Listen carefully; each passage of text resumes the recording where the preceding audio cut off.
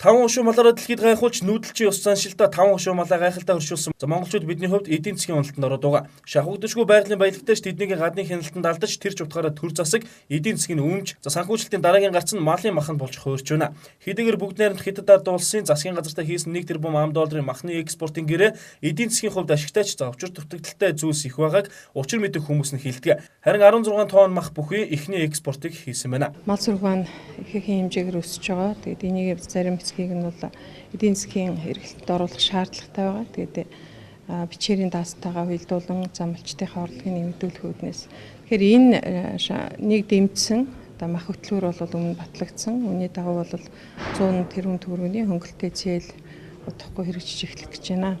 За мөн одоо энэ малчтынхаа бас аж ахуй эрхлэгтэнд дэмжсэн энэ зээлийг олгосноор нь энэ малчтын үйлдвэрлэл эрхлэгтэн зориулсан за одоо бага үрийн трактор авъя, хадгалан авъя, сайн үйлдвэрийн мал авъя, за одоо хашаа ороогоо сайжруулъя, за одоо туслах малчин авч ажилуулж гэдэг юм.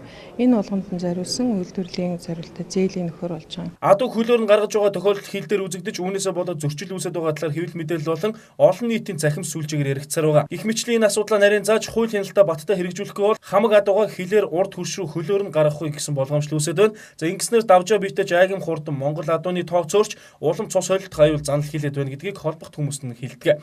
Мөн адаг хууль усаар хөлөөр нь хил давуулах оролдлого хийж байгаа иргэдийн хувьд ч тухайн асуудлаасаа болж уур амьсгал муутай байгаа талаар мэдээлж байсан юм. За тиймээс энэ асуудлаа цогцоор нь хэрхэн шийдэх вэ гэдэг асуудал удаан хугацааны туршид яригдсаар байна.